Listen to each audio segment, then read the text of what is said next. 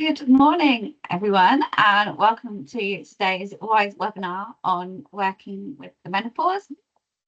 We're just going to give a couple of minutes for everybody to join the session, and then we'll get started today.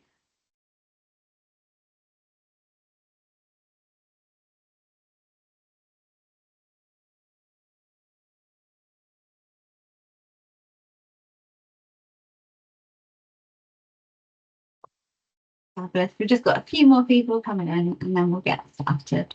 I hope you're ready to learn this morning, on Friday morning. So, if we pop to the next slide, Hannah, I'll get on with introductions, and then we can move on. So, welcome everybody. Just to introduce myself, my name is Catherine Watson and I'm Head of Products and Services here at WISE. So in our team, we provide all of the different products and services that WISE offer to our members. And if we pop to the next slide, we're just going to go through a quick bit of housekeeping before we get started with the content today. So just to let you all know, today's webinar will be recorded and shared after the event. So if you're a WISE member, it will be hosted on the WISE member area of the website. During the actual session today, your sound and video will be restricted during the presentation, so we don't get any background noise or distractions. But if you do have any practical questions, if you can't hear us or see us, please pop those in the chat and a member of the WISE team will come back to you. As we're going through, we will try and answer questions, but the main opportunity for you to ask your questions will be in the Q&A session at the end of the team. And as we go through the session, if you can pop them into the team's chat function as we go through, you can ask them there and we'll get to them at the end. But please get involved with today's session, use your reactions, share your comments and thoughts as we're going out, have a discussion in the chat, and we'll see what fabulous insights our speakers have to share with us today. So if we pop on to the next slide, just a little accessibility note. So if you do want to use live captions for today's webinar, you can do this within Teams webinar itself. So if you go to your meeting controls at the top of the screen, select more, then click language and speech. And from there, you can turn on the live captions. So next slide, we're going to just briefly talk you through the agenda today, and then I'll hand you over to our first speaker. So this morning, as we said, WISE welcome for the first few minutes, and then I'm going to hand you over to Caroline Walters from Mission Menopause, who's going to talk through the business case and top tips for supporting menopause at work. Then we're going to hand over to Fiona Hitchcock from BAE Systems to talk through some of her own stories and experiences in BAE Systems, and then on to Melanie Redfern from Atkinsrealis to talk through their journey at Atkinsrealis. And then, as we said, at 12 o'clock, we'll have a Q&A for the last half an hour. So if you do have any questions, pop them in the chat as we go through. So if we go on to the next slide, and I will delighted to introduce our first speaker, who is Caroline Walters from Mission Menopause. So Caroline, if you want to come on camera, unmute yourself and share your fantastic insights with everyone who's joining us today. Brilliant. Thank you so much, Catherine, and a very warm welcome to you all. Thank you for your time today on what is World Menopause Day, kind of like the one of the biggest days in our actual calendar. So I'm Caroline Walters. I'm co-founder of Mission Menopause, and we support organisations like yourselves with menopause education, training and consultancy. A tiny little bit of my background. Prior to Mission Menopause, my corporate experience spans over 20 years as head of HR, during which time I also personally experienced menopause. So that's a teensy tiny bit about me. But what I'd love to do is start with a question to get things going. I'd really like you to think about this. How many talented women in your organisation could you retain if you address the hidden challenges they face during menopause? Now, menopause is more than a health issue. It intersects with key workplace factors like diversity, equity and inclusion, and addressing it can really bring about some substantial organisational benefits. I'm going to hopefully share with you some of the challenges faced by women navigating the menopause and hopefully provide some practical strategies for creating a more supportive and inclusive environment. But firstly, why are we even talking about menopause? Next slide, please, Hannah. Thank you. Menopause in the workplace can often be overlooked, yet it affects a significant proportion of the workforce. In STEM fields, women account for just 29% of the workforce, and as we know, this number drops further in senior leadership roles. Now, this leaky pipeline is a significant issue. Supporting menopausal employees can really help retain the valuable talent by addressing the health challenges that may otherwise drive them away.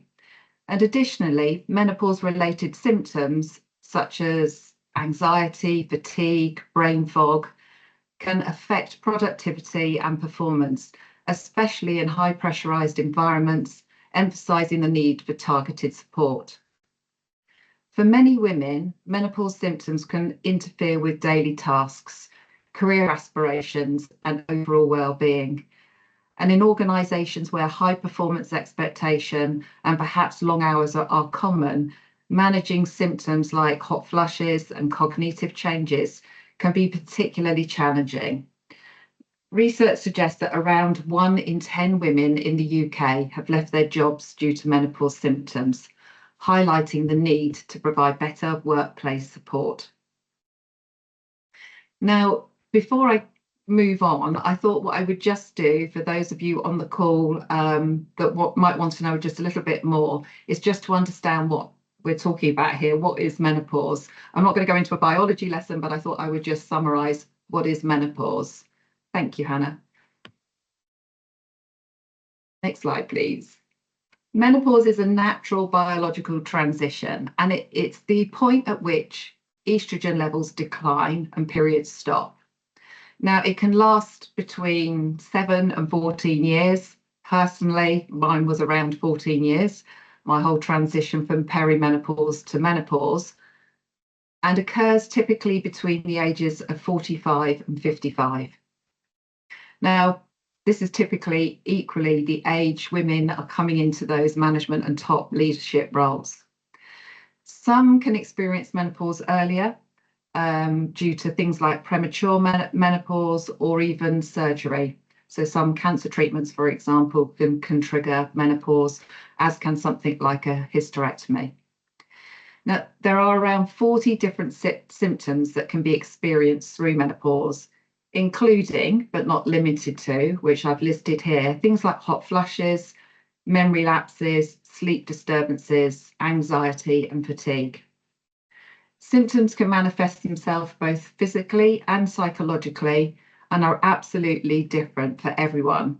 And for a quarter of women can be severely debilitating.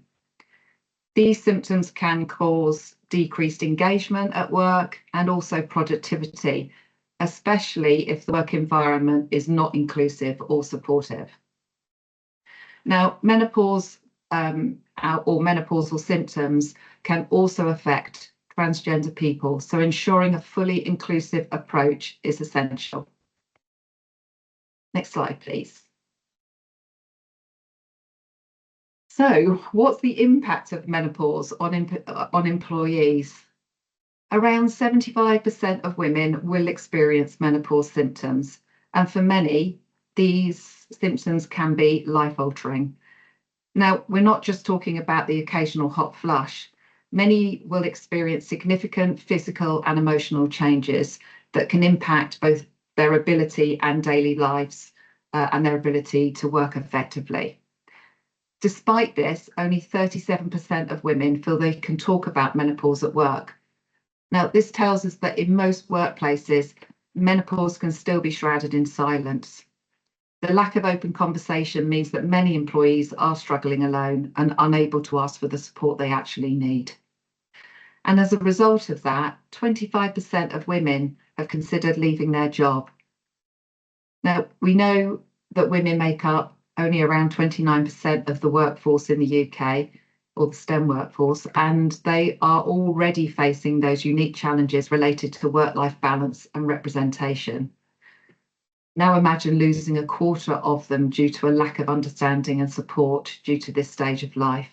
This isn't just a loss of individuals, it's a loss of talent, skills and experience, something that the STEM sector already faces in terms of gender disparity, so can be really ill afforded.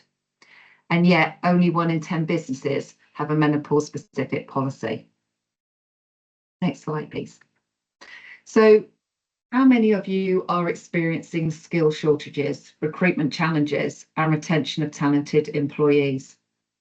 With the current landscape of skill shortages and recruitment challenges and attrition of talented employees, alongside significant number of employees experiencing menopause in the workplace, and in a time when employees and stakeholders are more socially aware and have expectations about their well-being at work, it really is imperative that organisations reevaluate their support. There are also legal considerations under the Equalities Act 2010. Whilst there is no expressly protected characteristic of menstruation or menopause, legal protection is likely to arise as a result of protection from discrimination in relation to sex, age or disability, or a combination of. And what we do know is that tribunal claims have tripled since 2018 and are likely to as more people become aware of menopause itself and the impact that it can have. We also just need to also consider the Health and Safety at Work Act, which also states that it's a duty of every employer to ensure that, as reasonably practical, the health and safety and welfare at work of all employees, which might extend to the legal duty to ensure that working conditions don't exacerbate an employee's symptoms to such an extent that it would expose them to material risk to their health, safety or welfare. So along with those legal considerations, there is also that financial case for taking into account menopausal health. We know that 1 in 10 employees experiencing symptoms may leave the workforce feeling that they have no other option but to do so. And there are also direct financial costs associated with the recruitment and training of new staff to replace those who have left. The indirect costs, of course, are loss of talent, knowledge and experience. So this not only affects individuals, but it can also affect organisations' diversity agenda, gender pay gap, retention of female talent, employee well-being, and ultimately an organisation's reputation. Next slide, please. Now, there are changes occurring, which is absolutely great. Last year, the first national ambassador, Helen Tomlinson, was appointed, and she's focused on menopause in the workplace to encourage and disseminate awareness, good practice and guidance to employers. In addition, last year, the British Standards Institute published a new guide called Menstruation, Menstrual Health and Menopause in the Workplace. For those of you that like numbers, that's BS 30416, which quite a few people refer to. Now, this guide has been developed to offer guidance to organisations on how they can effectively support employees with their experience both of menstruation and the menopause transition. The guide is targeted at managers, any line managers, HR managers, health and safety or diversity and inclusion representatives. It's also for those that are involved in the design of office space. So it really does cover a broad range of people that it's actually targeted at. It's structured as a toolkit and it's divided into practical actions across 5 different categories. Both the physical aspects of work, policy guidance and practice, looking at supportive workplace cultures, work design and inclusivity. Now, the guidance acknowledges both a diverse range of work settings and job roles. And I think that this is kind of really important, particularly for those of you on the call today that might have employees working in outdoor settings or hybrid roles or highly physical roles. The guide covers all of those different workplace settings. We're really pleased that the guide has been published, as it complements the work we're already doing anyway to support organisations. So if you're interested in that guide, it really is worth taking a look at. So what are the practical steps that perhaps you can take to support menopause inclusivity? Next slide, please. To become a menopause aware organisation, we would recommend some following steps. And the first of those steps is to normalise the conversation about menopause, to really start breaking the stigma and taboo that maybe you have in your organisation. Next slide, please. Embedding menopause awareness into your organisation's culture really can help create an environment where employees feel comfortable discussing their own experiences. Studies show that workplaces with open discussions about menopause can really see better employee engagement and retention. Next slide, please. It's also important to equip all employees, not just managers, with knowledge about menopause. This creates a really supportive workplace culture where everyone can understand how symptoms can affect colleagues. Things like awareness campaigns, webinars, and educational materials can help promote understanding and allyship across the whole organisation. Managers and HR personnel play a real critical role, as we know, in supporting menopause employees. So training them to recognise symptoms and understanding the impact on work performance can really ensure that we're providing appropriate search. Leaders who are educated about menopause can really help employees navigate to seek practical solutions. Next slide, please. Ensuring that your organisation's policies address menopause and are easily accessible is really important. From my own experience as an as head of HR or within the HR field, I would strongly recommend that when you're looking at policy creation, this really does fall in line with your own policy strategy. So that could be anything from developing a very specific policy with regard to menopause, and having that specific policy will obviously create a really good framework for managers and employees. But it also broadens across taking a look at your other policies that might need menopause integrating into them. So anything such as absence management, performance management, your flexible working policy, I would strongly recommend that you review all existing policies. And of course, it's all very well having these policies, but at the end of the day, you need to have them accessible to everybody and well communicated so that people can understand where they can get the relevant support. Now, those policies might offer some practical adjustments. Next slide, please. Simple changes like flexible working or temperature-controlled workplaces, things like quiet spaces or uniform adjustments can really make a significant impact and improvement for those experiencing symptoms such as hot flushes or fatigue or things like anxiety.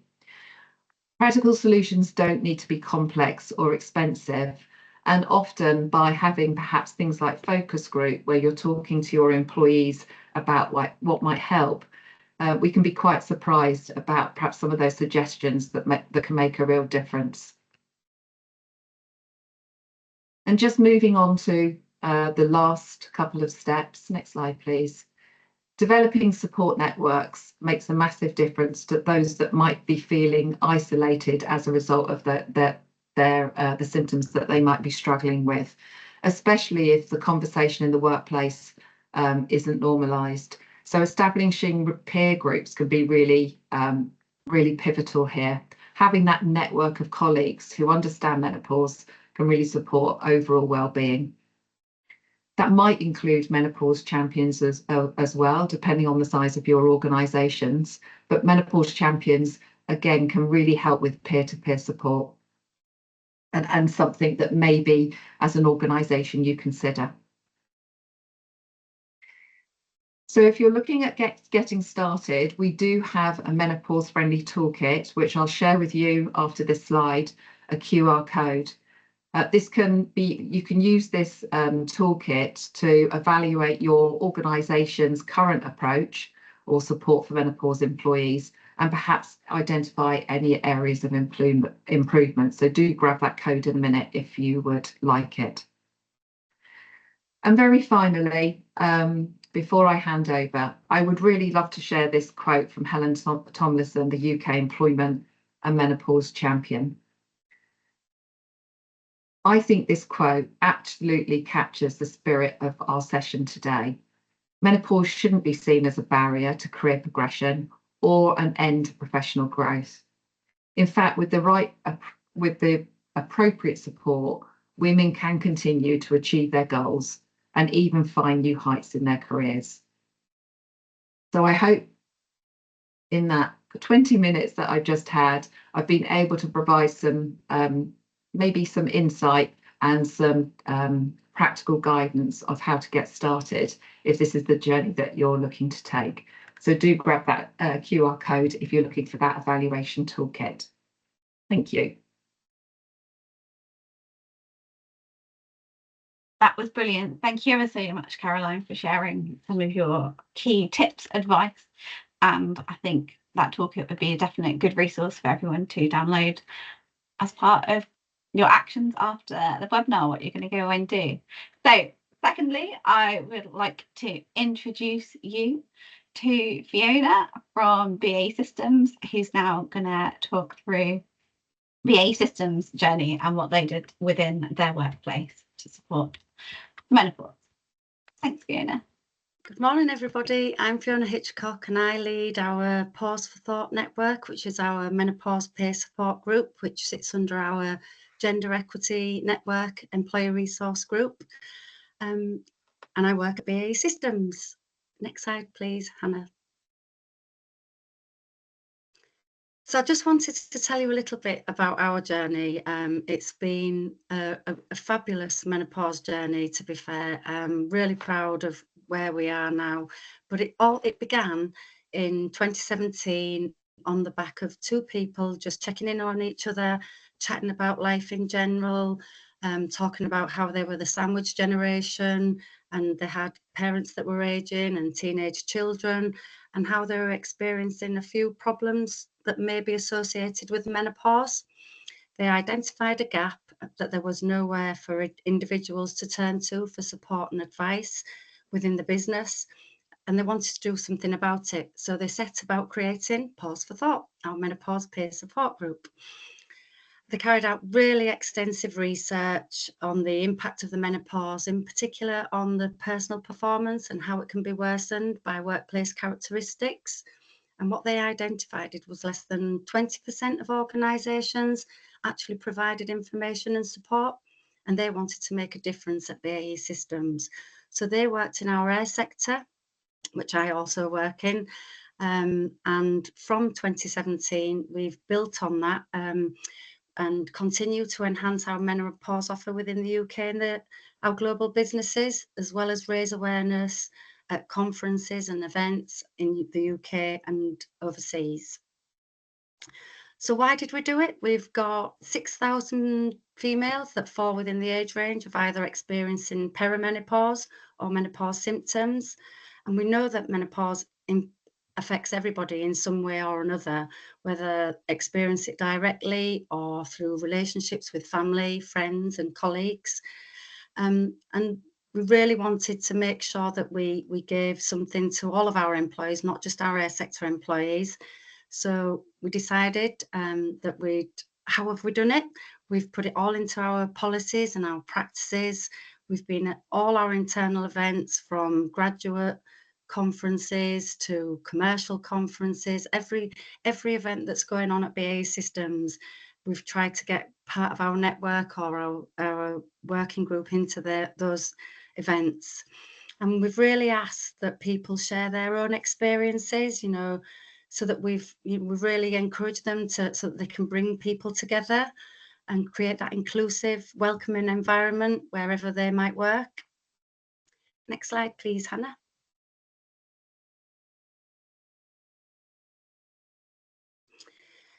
So we set up a menopause working group in 2021, which was made up of really diverse representatives, including functional leads, D&I leads, business leads, comms, employer relations, TU, our employee resource groups from across the company, and it was championed by our gender sponsor. We were really keen to launch the offer that year, and we did launch our Menopause Hub on World Menopause Day 3 years ago, 2021. And in 2022, we worked so hard throughout 21 that in 2022, we actually achieved our menopause friendly accreditation. I'm really proud to display the badge. We collaborated with senior leaders as well as at ground root level. So we went into our apprentice population and our graduate population. We sourced a menopause partner, which, working for a big company, as you can imagine, was quite a long process, but we sourced a really great partner, and they've helped us really reach out and, engaged with all employees that are supported at our Break the Stigma roadshows. So it's been really good, and we've continued to engage with our exec committee, our in-country sponsor, our senior business leaders, all our employee resource groups. Everything that happens, we continue to engage with HR, occupational health, our mental health first aiders, procurement and supply chain, our early careers, and our social media and comms externally and internally. Next slide, please, Hannah.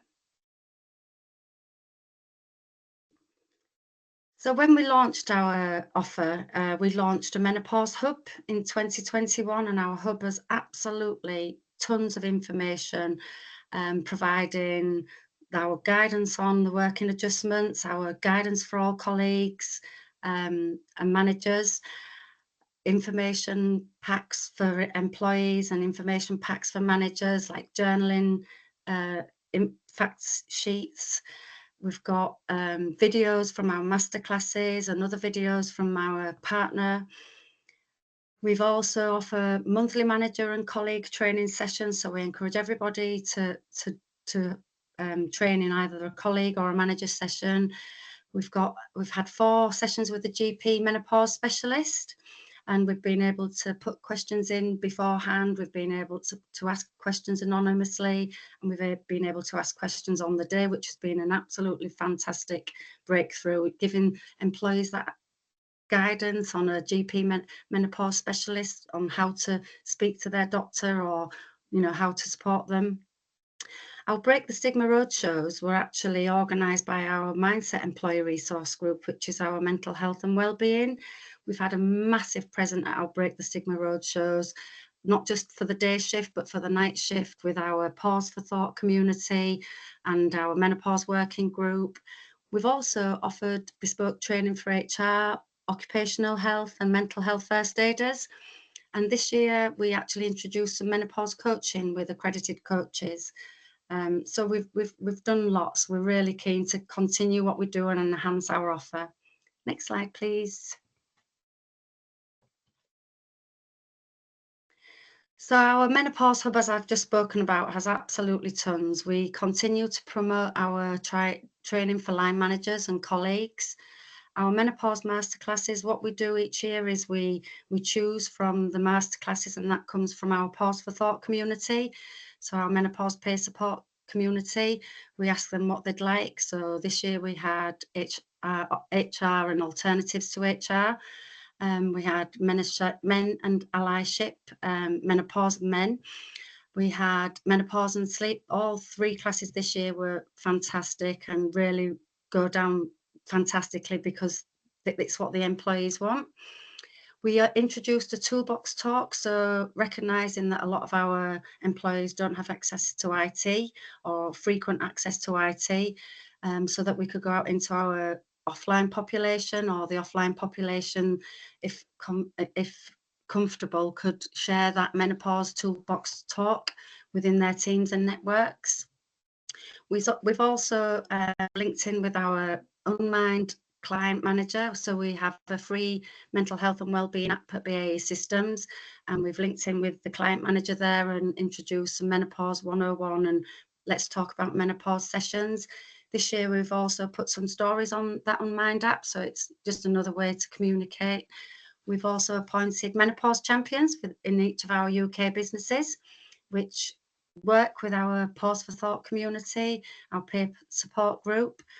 We've got a working adjustments passport, as Catherine just said before. You know, anything that's associated with the menopause, we encourage our employees to use the passport to talk with a line manager. And last but not least, our Pause for Thought network, which is an absolutely fantastic community, is our menopause peer support group. Next slide, please, Hannah.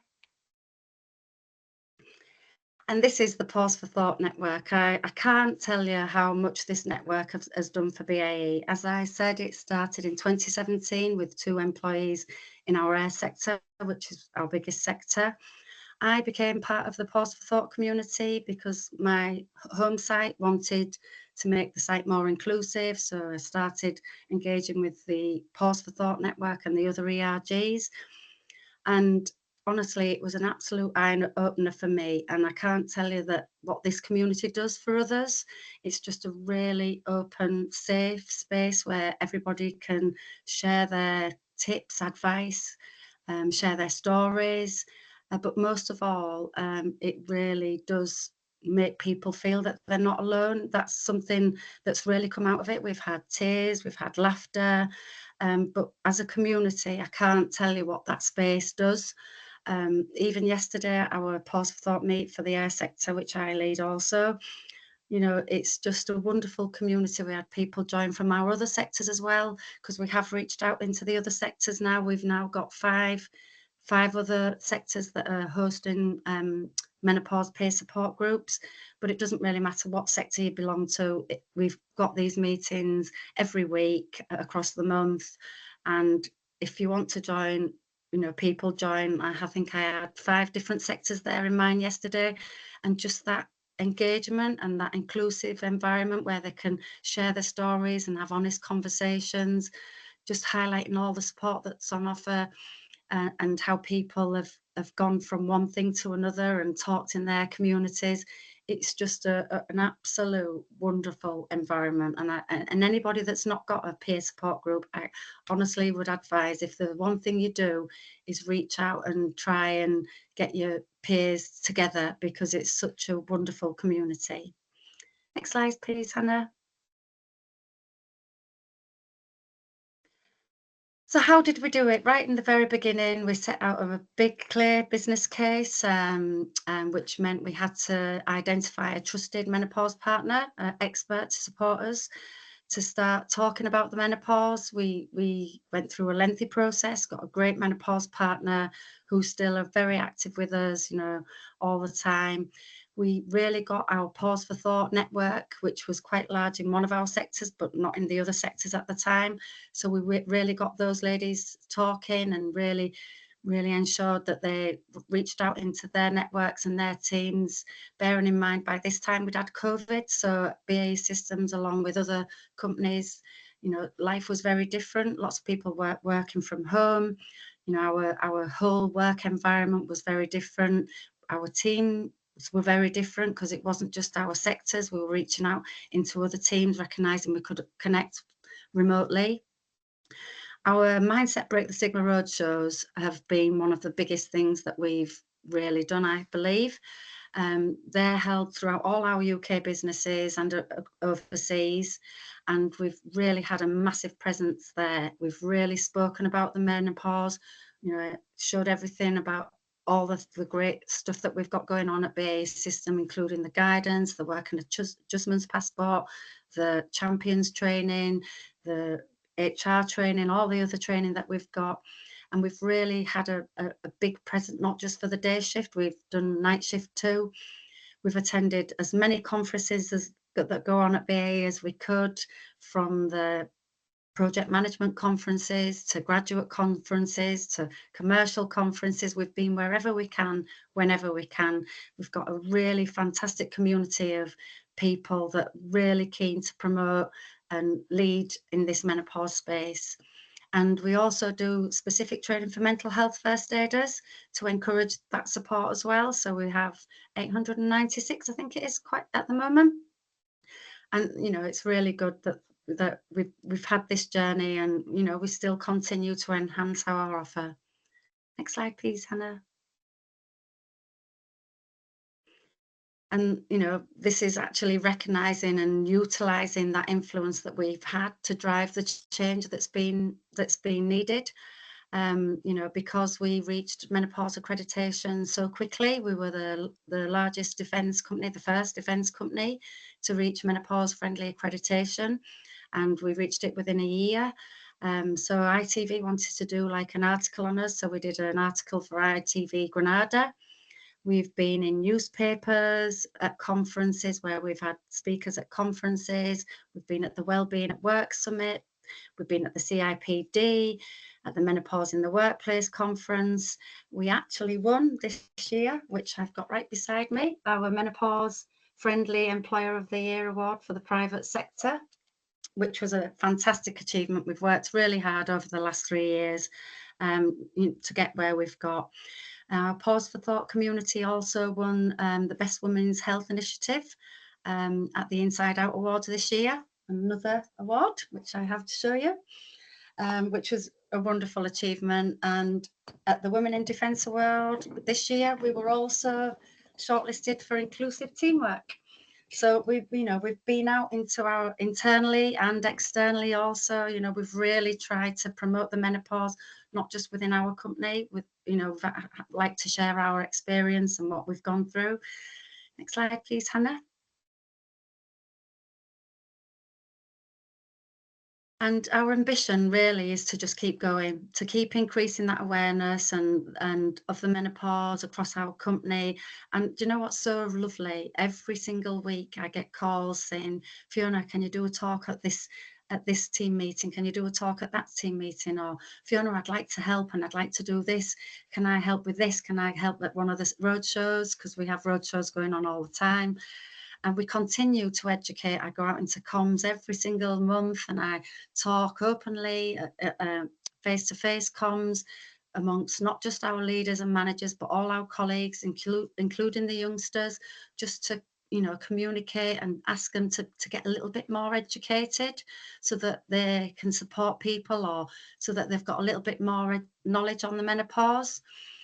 We've put place in support for managers and individuals for those supporting colleagues. So we have a lot of managerial support. And we also, what I forgot to mention was we've also reached out to our friends and families. So we have a specific training session, education session for friends and families outside of work, so that they can see what we're doing at BAE Systems. And we've really tried to break that taboo. And I sit here and I feel really so proud and honoured that we've really done a massive job at BAE System, recognising we have 90,000 employees. But I do feel really proud that we've really broke that taboo, or we're breaking that taboo and the barriers to talking openly about it.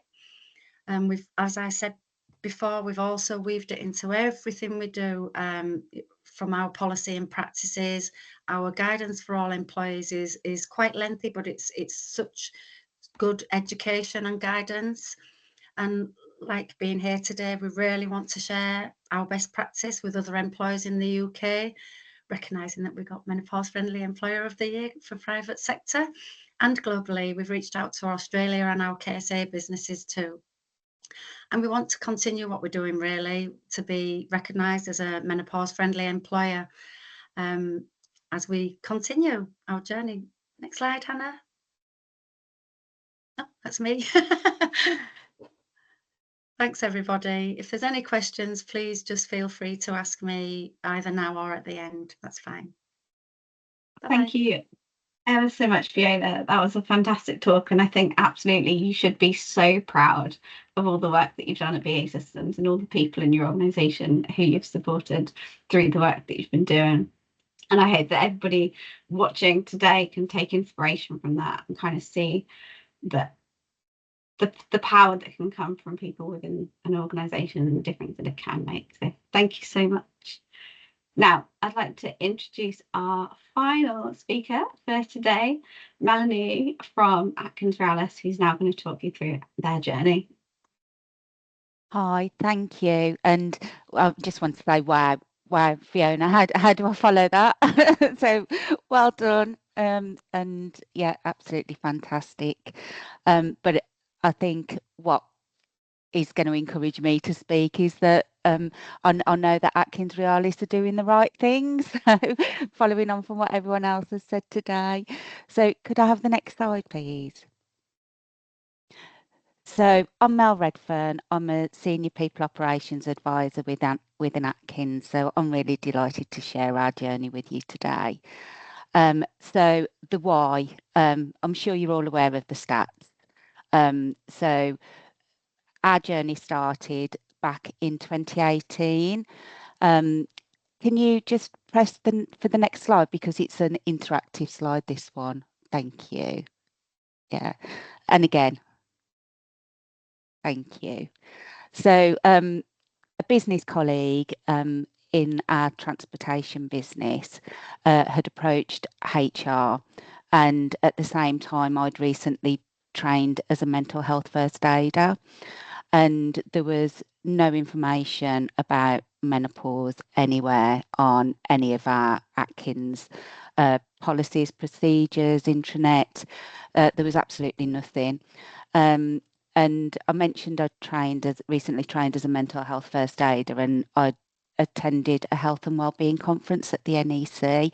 So that was back in March 2018, and I heard the most empowering lady talk from West Midlands Police, and she shared her personal story about the psychological impact as well as the physical symptoms that perimenopause had on her, and how she'd nearly lost her job and how her marriage nearly broke down. And I'd never heard of symptoms like it before, or explained in the way that she explained it, because I came from the generation where my mum didn't talk about it, and it was just referred to as the change, and you just got on with it. So Alison Bryan, who's my colleague, who had approached HR at the same time as I'd seen this talk, we both approached my line manager and said, really think that we need to do something. And my line manager was very supportive, and she said, well, I'm more than happy for you to go away and do something, but change comes from need. So that's where you've got to get started, and then the action. So we went away and thought that we needed to get the conversation going.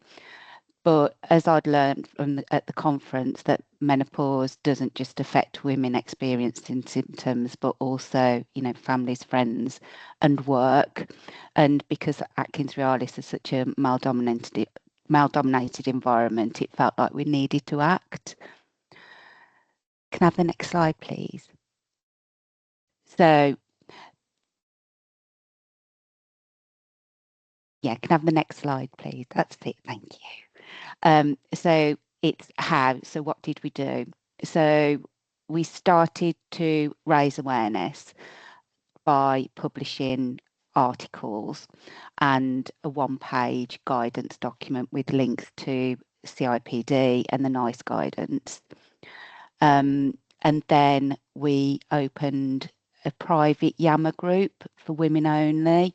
So for anyone who's not familiar with Yammer, it's a bit like a social media platform, but for businesses. It's now called Viva Engage, but at the time it was Yammer. So we opened a private Yammer group for women only, and that became the safe space for women to share their experiences, ask questions, just share knowledge, and that just grew.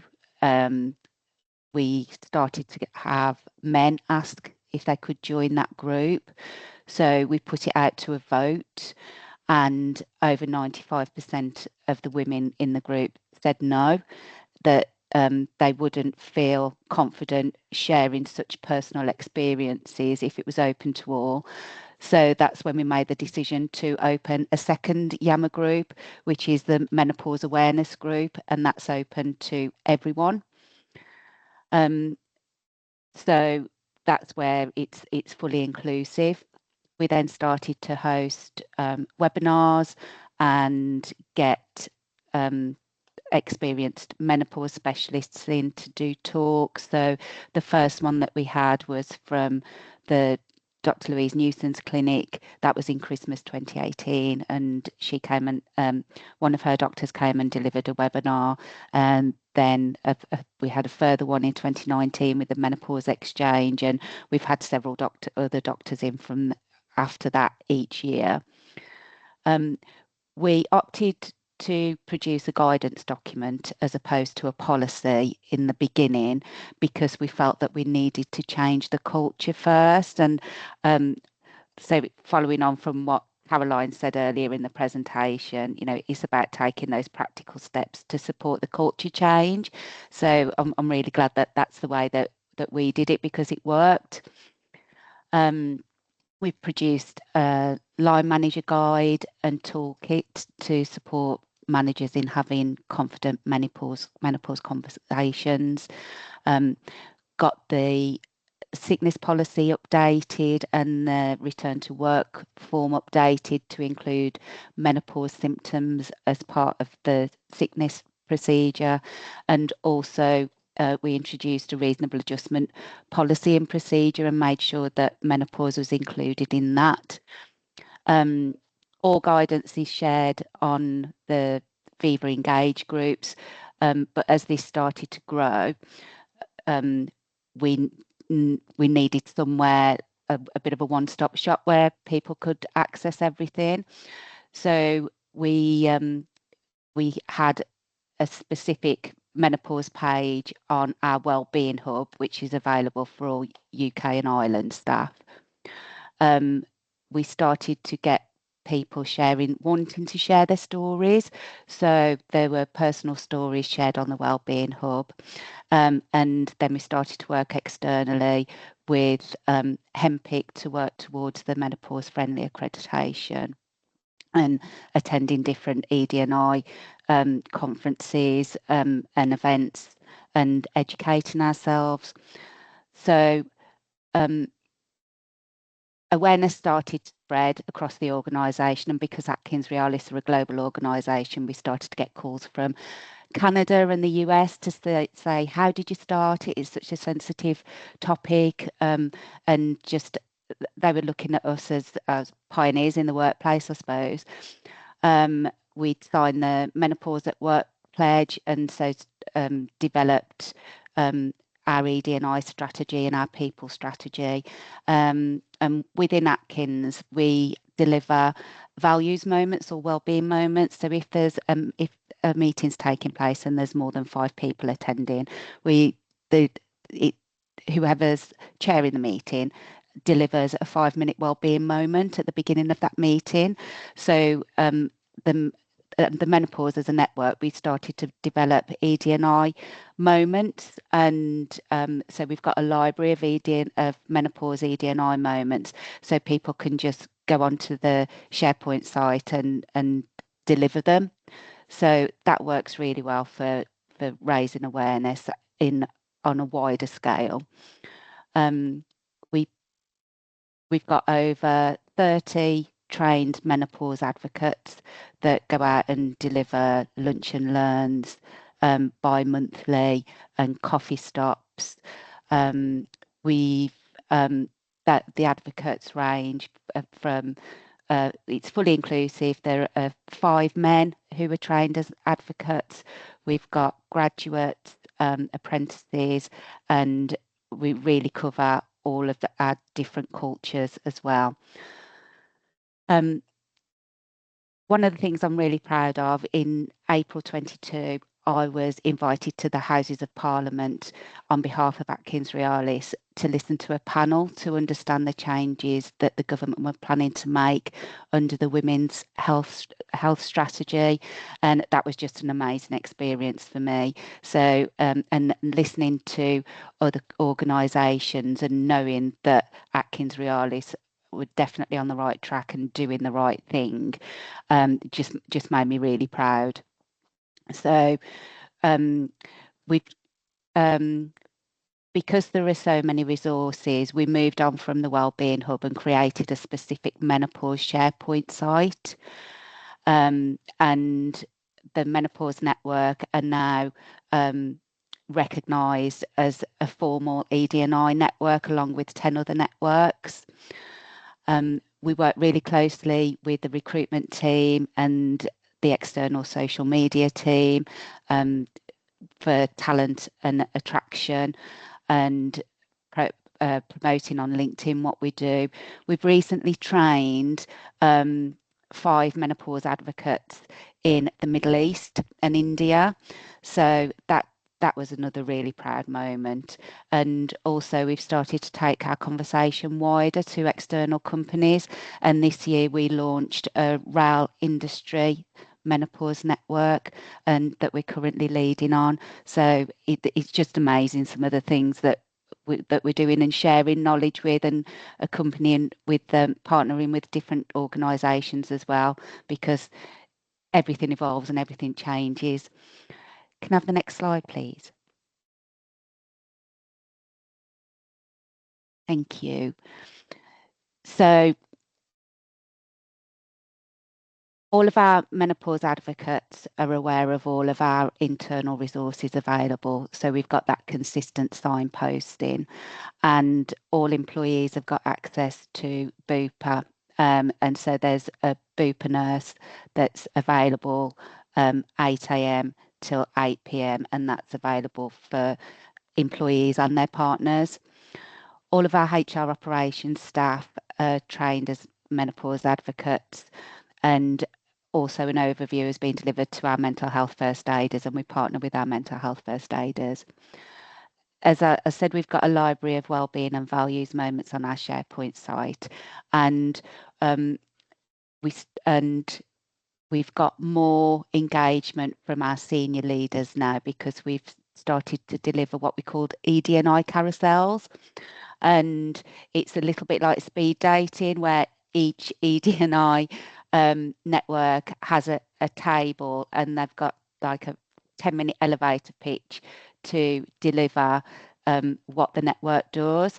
And if you do that, if you can capture probably 100 people, and if you've got 10 people to a table, and then every 10 minutes they alternate tables, so they get to understand what each of the ED&I networks does, and that works really well. So we've got allyship with all of our ED&I networks, and also a mindfulness group.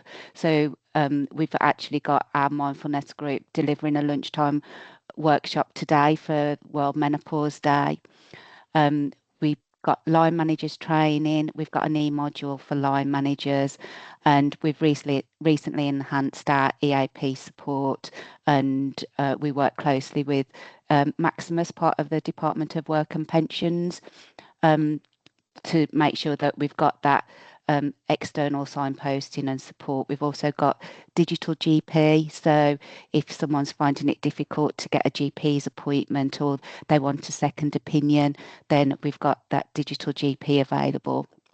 And HR can refer to occupational health or our Aviva provider as well. So we've got a host of places where we can get more resource from and expert advice. Can I have the next slide, please? So this slide is just where some, our really engaged peer support group have shared some of their lived experiences, and so it's just, as Fiona said, it's so important to have that support and for people to know that they've got that safe space to share. And also it's that constant drumbeat. It's a reminder of why the network is there and that it's making a difference.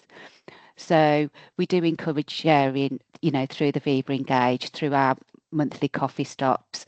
All of our menopause advocates offer that confidential listening space so they can be contacted at any time, as well as the mental health first aiders and HR. So on the 18th of September last month, we hosted a webinar with 4 brave people who shared their lived experiences, and we didn't just open it for Atkins staff, we opened it wider. And Hannah, who's on the call today, Hannah from Wise, she was one of our brave people that shared as well. So that was a brilliant webinar. Can I have the next slide, please? And I'm really excited to confirm that in August this year, we were the first engineering consultancy organisation to achieve the menopause friendly accreditation. And then just onto the last slide, I appreciate, are we running out of time? Because I've just got a little video to share with you all that just emphasises what the network is. So no, we're not running out of time. Absolutely fine. Oh, thank you.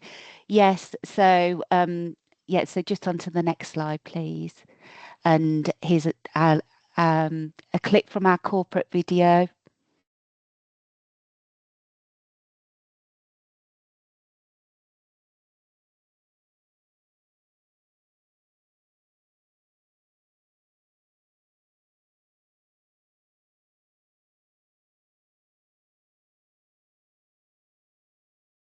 Yeah, there's no sound, Hannah.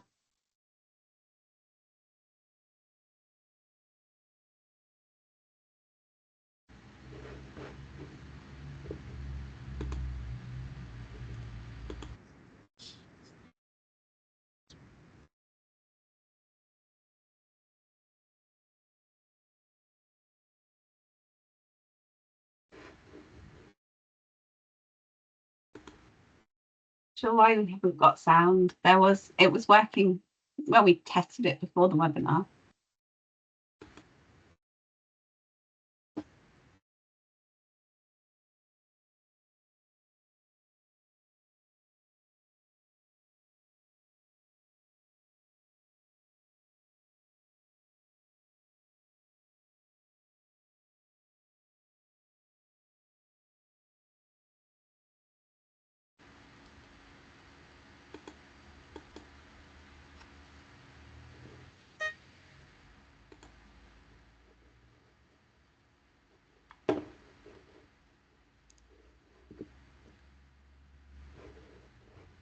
Yeah, we'll just wait for Hannah to reshare the screen and see if the audio works this time. Thank you. All different articles. There we go, that's working now.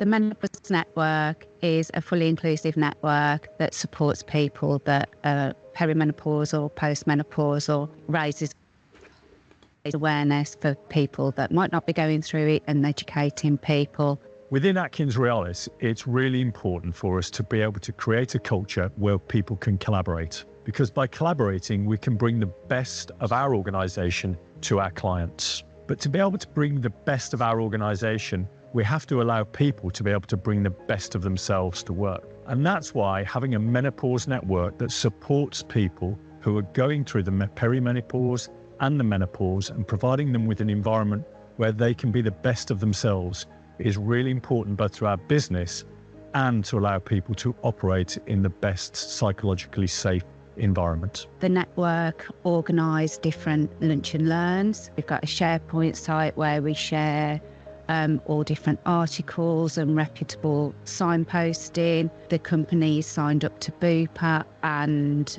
not just for an employee but for their partners as well. They can have a free phone call with a menopause nurse. The network itself, they hold monthly coffee stops that where people can just go and ask questions. So it's really important that we've got a safe space for people to come and just to be able to talk and share experiences, share knowledge. So if you're curious about what the perimenopause is about and what menopause is and how it affects people, both the individuals and their families and their ability to come into the workplace and the side effects that it has, get in touch with some of the advocates around our menopause community, talk to them about what it means and get involved. It's fully inclusive because menopause doesn't just affect women, it affects absolutely everybody.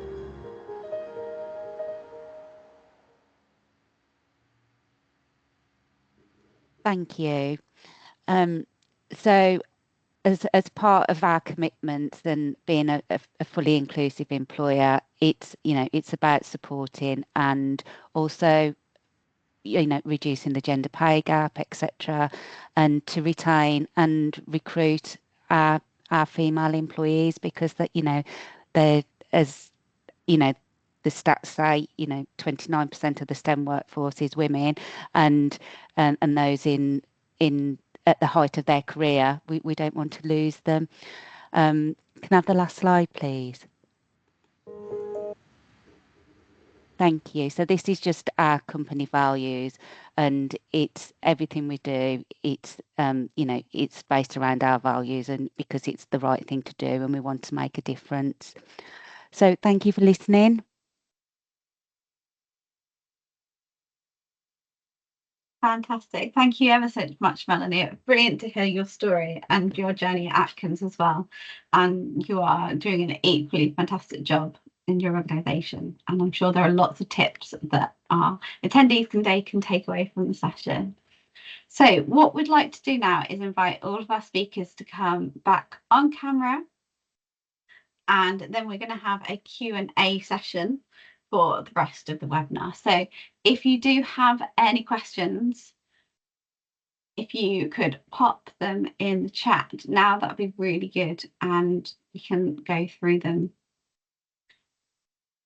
So I think, my question we'll go through each of you, but I would say, if you were going to say what was one kind of quick win to help to kind of start off an organisation on their menopause journey and how they can support people within their business, what would your kind of quick win tip be?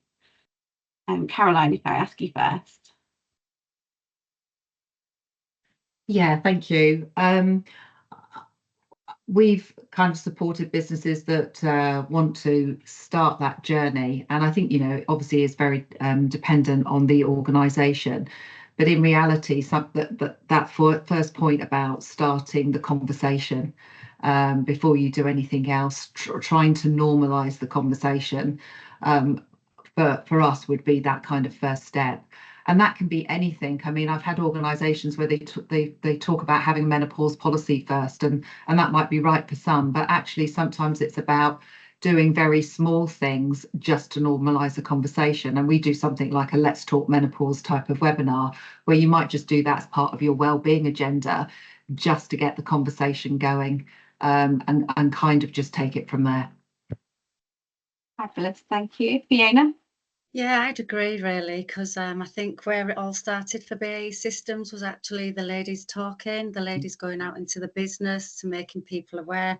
Those ladies actually won a chairman's award that year for actually speaking about the menopause, and if you think about 2017, not many people spoke about the menopause, so they were educating senior leaders when they went out to deliver their presentation for the Chairman's Award. But I just say, I can't express the value of our Pause for Thought community, and I just think getting that conversation going is a real massive conversation, like win for me. Thank you. Melanie? Yeah, I just need to echo that what's already been said. At the starting point for us was the private Yammer group, and it was giving people that safe space, and to know that they're not alone, definitely. Amazing. So if you do want to unmute yourself now, or put your hand up and ask some questions and unmute yourself, you can come and join the conversation that way. as well, or you can just pop a question in the chat for our speakers today, and we'll keep an eye on those coming through. I think something that a lot of our organisations sometimes struggle with is how to get buy-in from senior leaders within an organisation to actually invest time and money into these kind of initiatives. How would you advise anyone wanting to kind of start off to get that buy-in? Caroline, come back to you.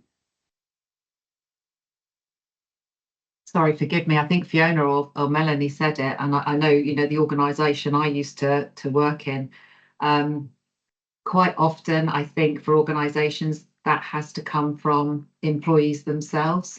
It is actually, you know, I know just going in, say, for example, and implementing a menopause policy isn't necessarily going to work. It's for, I guess, for a senior manager or for somebody making some of those business decisions, the need actually needs to be there. And I think that that's absolutely critical to getting things moving within the organisation. It's about finding the need and the challenges and asking employees what would help, what would be a benefit, what are those challenges, what are the needs. Thank you. Fiona? Yeah, so we did create a business case, and part of that was like a smaller survey within our air sector, because that's where it was starting.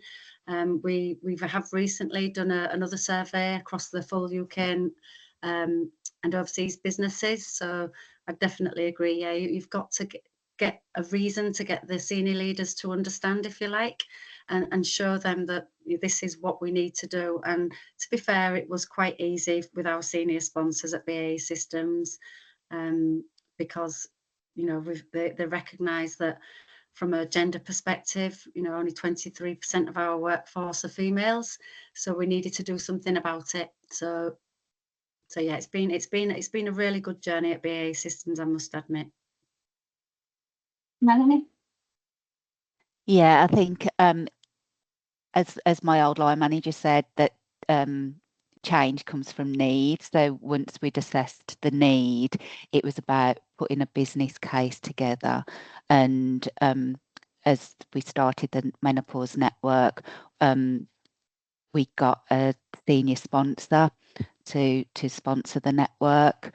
But Andy Finch, who was just on that video, he's our new sponsor. He's only been our sponsor this year, 2024, and he's been absolutely fantastic. And he was one of the people that shared his personal story as well, because he was treated for prostate cancer, and so some of the medication that he takes, he has the same kind of symptoms that people experiencing menopause have. So he's been really empathetic, and he's been a big voice for us this year, and has we're being heard as on the senior leadership team now, because we've got that senior sponsor. And we've actually got an event taking place in November where 4 of the senior leadership team men are going to wear Meno vests for the day. Yeah, so it's I think for us it was getting that senior sponsor involved as well. That's made a big difference. That's good. So we've got a few questions coming through in the chat now. So in terms of the actual training and support that you provide to line managers, if I come to you first, Fiona, what does that look like in your organisation? So we work with Henpicked also. When we did our procurement into the, you know, menopause space, Henpicked were quite far ahead from a lot of other organisations. So we work very closely with Henpicked. Obviously, they've delivering menopause awareness for a while, and we said, you know, we were guided by them really, and said, you know, what do our managers need to know?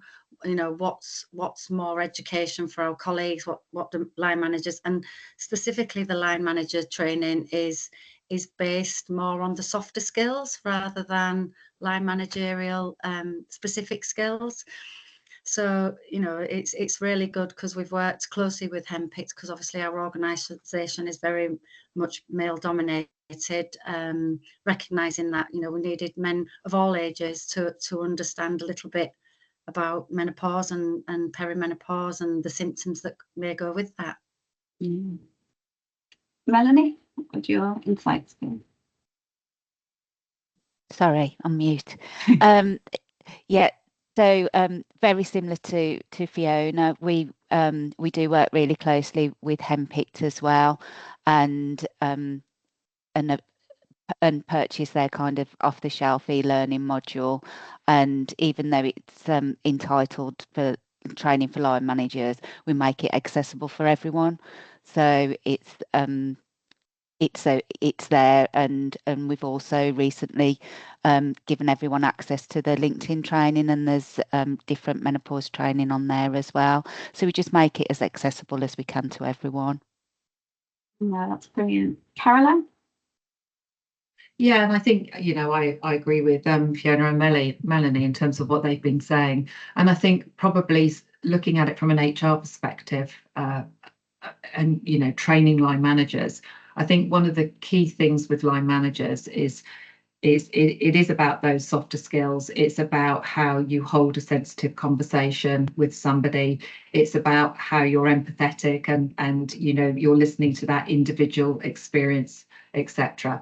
But what I would say is sometimes from a line manager perspective, in terms of this type of topic, they can become quite what's the word, anxious about doing it, about understanding about what menopause is, etc.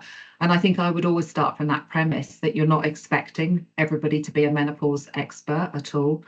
And certainly from a line manager's point of view, they've got a lot to contend with. And the reality of it is it's about having some understanding, but more importantly, about having that skill set to be able to support an employee and also know where to go and get help. And you know, by stopping and thinking and knowing where to get the help can be the most important thing. Yeah, I agree. I would agree, definitely.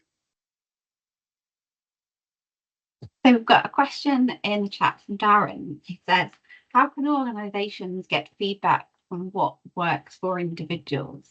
So I guess it's about how do you best get individuals to open up, to share their stories, to share what support they actually want. And if I come to you first, Melanie.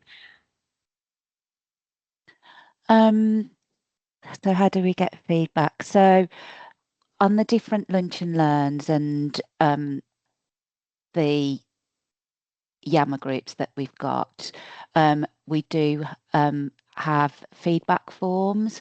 So we actually ask people for, you know, what they need, or, you know, what they think they might benefit from. And so I suppose we actually go out and ask the question, and also if there are different awareness months or well, Menopause Day, and you know, around the topic of HRT, it might spur a question from someone, and then as the conversation evolves, you get a feeling of what needs, you know, what kind of things people are looking for support with, or just have it, you know, how to have that confident conversation, or, you know, where they can get the hints and tips from and the reputable resources. So it's about asking people what they want and getting that feedback and reviewing that feedback. Fiona? Yeah, one of the reasons that we worked the working adjustments passport was literally so that managers were a little bit more equipped to have the conversation, so that individuals felt that they could literally go through a form and say, you know, recognizing everybody's different for whatever adjustment they may need. You know, it was one way of us saying, you know, use the form, really use the form, talk to your manager, and tell them what's working, tell them what's not. And our Pause for Thought network, I know I keep referring to it, but lots of line managers reach out to us when they're struggling, because, like, you know, not everybody is comfortable having the conversation both employee and manager.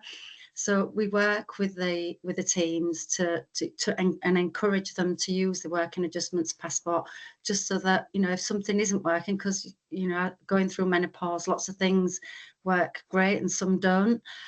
Just to highlight that's the case. That's the document, if you like, to use to show what's working and what's not.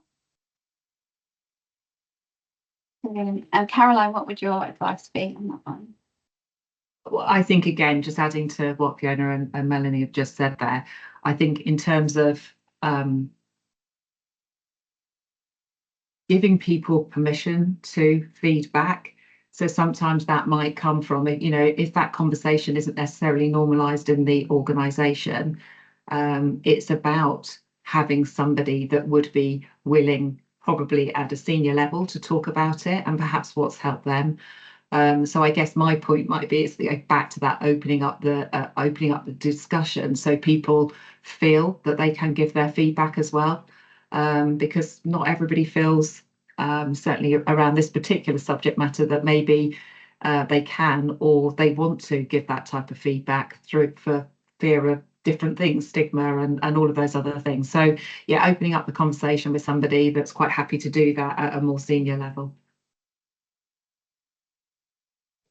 Brilliant. So we've had another question come through in the Q&A from Nicole. So that I've heard that sometimes men and women can have different emphasis on when speaking. So I wonder, when you're getting senior managers involved and you're trying to encourage men to join the conversation and be allies, do you have to change how you present the needs? For example, talking more about cost to the business. And who wants to start with that one? Fiona? No, I always present to everybody kind of the same message. Our business case that we put in showed the cost of the business and people leaving the company, and what was required. And I just think that, you know, the senior leaders, because we've gone from the top and we've gone at ground root level, it's being talked about at all levels around the company. So I think, well, I hope, and we'll continue to do so to enhance our offer and, you know, to get more people talking. But I think, you know, that the conversation is becoming more of a norm, and I honestly believe that we are breaking that taboo. That's really good to hear. That's Melanie, what do you think on that one? I think as time, definitely this year, things have changed a little bit with having Andy as our sponsor, whereas I think we can share and the same message is going out about how the impact and the psychological impact, and how you know, the retaining talented women.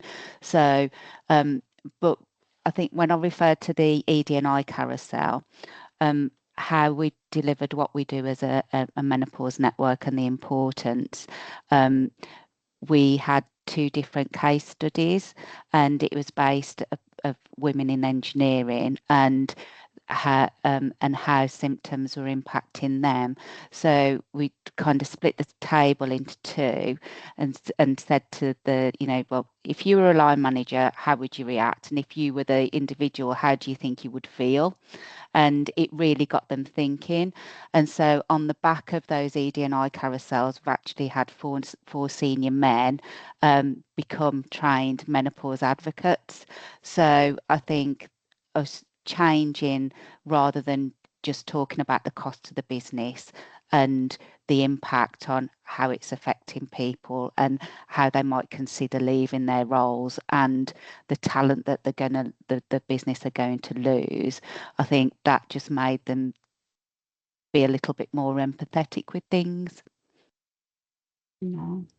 Yeah, I think what I'm sorry. Sorry, I was just going to say what we've also done. We've kind of put it on our BAE Systems external page, you know, because we want to recruit more women of all ages. So we've kind of made sure that, you know, it's actually a benefit, not a cost to the business.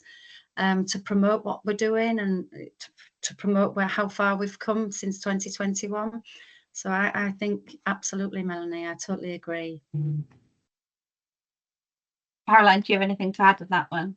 Yeah, just a small bit. I think, through the education and an awareness we do,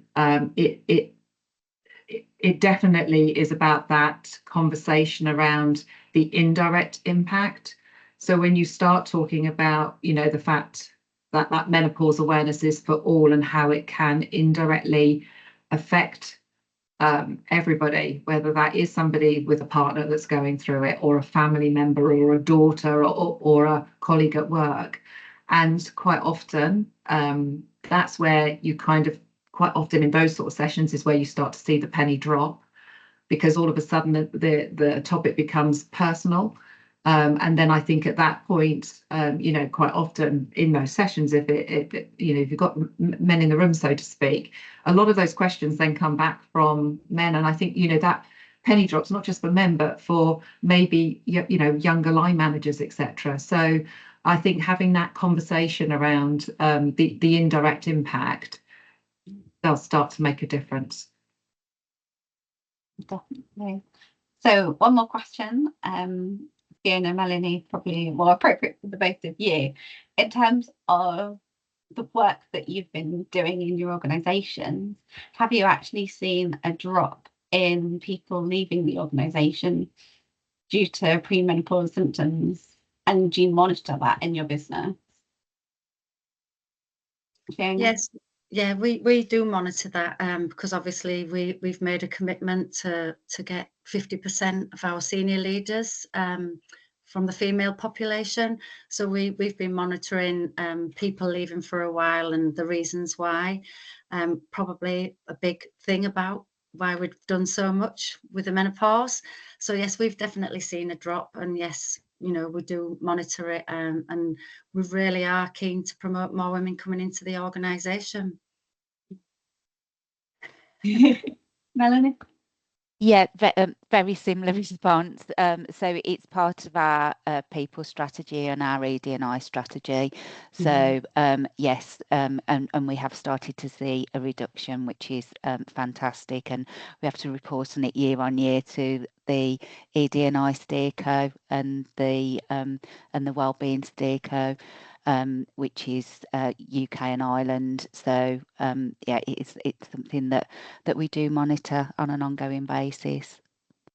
Definitely, and it is so important to keep monitoring it, to see that the impact that all this good work you have been doing is making on the business.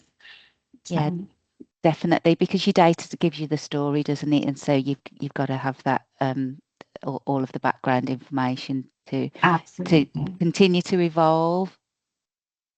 Yeah, definitely. We have a really fantastic co-chair on our gender equity network, who's an absolute data analyst. So she's been a great support. Both of the co-chairs within the Gen network have been an absolute phenomenal support.